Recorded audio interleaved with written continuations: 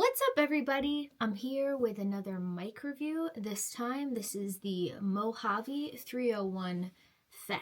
So a little background about this microphone is it was created by David Royer, right? So David Royer is pretty famous in the mic space for creating ribbon microphones, and the MOJAVE line is him making condenser microphones. I got it out of the box. It came in this cute little padded mic box. So if you have to travel with it, it came with the shock mount and the microphone. There is a MOJAVE 301 as well. That's not a FET microphone, that it comes with a power supply.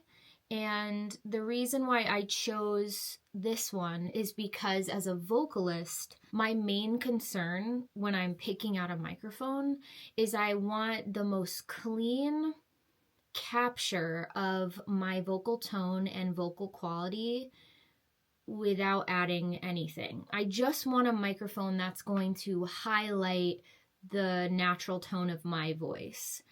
And so something that I'm always looking for in microphones is that it doesn't add any extra high end, because my voice naturally has a lot of like bright shininess to it. And so some microphones I find really add a lot in that area sonically that I do not like.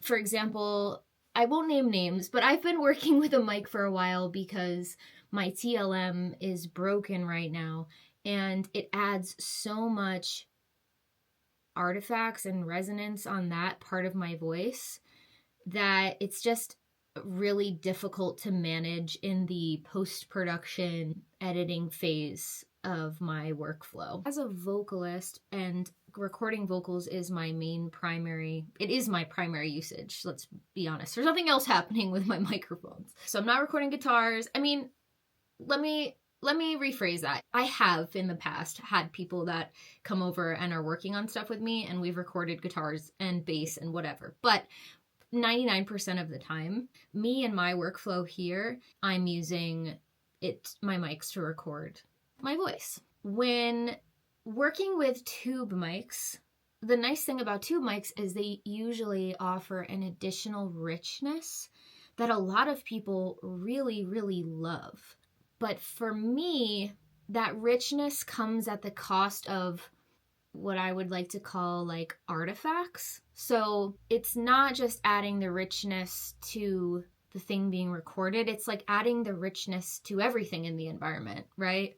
And I don't have the best soundproof space. Literally, this curtain that you see is the soundproofing in my office that is on a circular track all the way wrapping around my desk. That has been my fix in this space to do any sort of dampening. And so when I've worked with tube mics in the past, there's just like too much stuff I find that makes my vocals harder to clean up in the editing process. I have some notes here because I'm not that much of a mic aficionado, and I just wanted to clarify that internal vacuum tube in a tube mic requires a specific voltage to operate, which cannot be supplied with standard phantom power. So, for example, my mics, I use universal audio interfaces, which have preamps within them. So, for example, for this mic, I'm just going to hook it up into my UAD Apollo, or this one is an Arrow, which they've discontinued, I think. And that's what's going to power this mic. But if I had gotten the tube version of this mic, I would have this separate power supply that would power the mic, and then that would be hooked into the interface.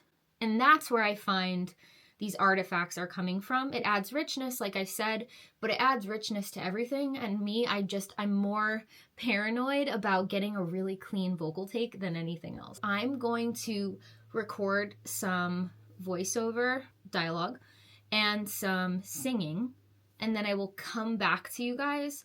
I'll show my results and we can talk about it. Okay, so I had some issues with recording this video, so I'm doing this again. I'm sorry you can't see me, but what I'm going to do is I'm going to play back for you the voiceover and the singing that I recorded, and I'm going to show it to you dry and then also with some effects on it. So here's the example of the voiceover, and I'll take off the effects. The FET design delivers a clean, fast, transient response, making it ideal for loud sources like drums, electric guitar amps, and percussion. It offers the warmth of classic microphones with the clarity of modern solid-state designs. So I had to do this a couple times because the proximity effect on the mic I was way too close, and so I was getting super boomy audio that I didn't like. So then I redid it. I gave myself some distance on the mic, and I'm really happy with it. This is how it sounds with some EQ, de-esser, and a comp gate for a voiceover. The FET design delivers a clean, fast, transient response, making it ideal for loud sources like drums, electric guitar amps, and percussion. It offers the warmth of classic microphones with the clarity of modern solid-state designs. I could say that I could probably still back off even more.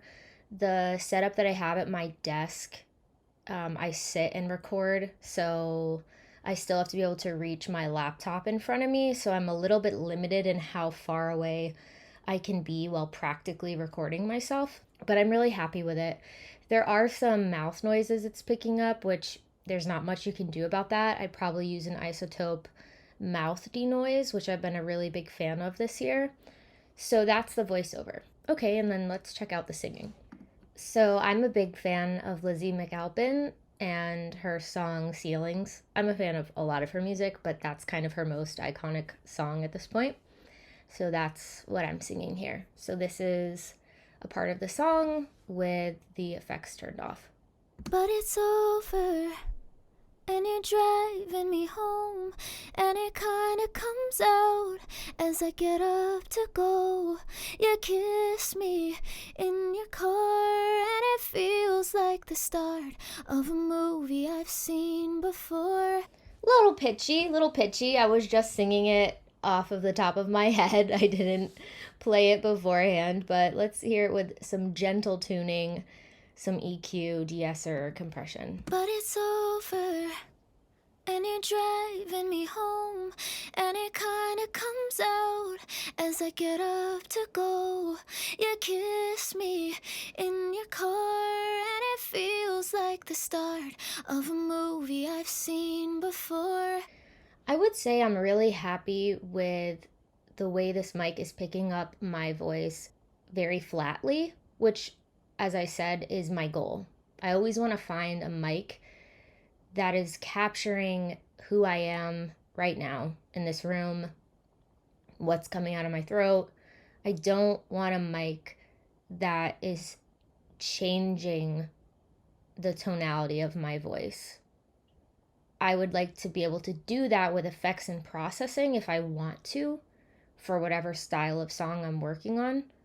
But I really want a flat recording, and I feel like the Mojave really accomplishes that. I'm really loving this, and I'm definitely going to use it in my upcoming work. So check it out. It's the Mojave 301 FET mic. All right, guys, I hope you have an awesome holiday season, and I'll catch you next year. Okay.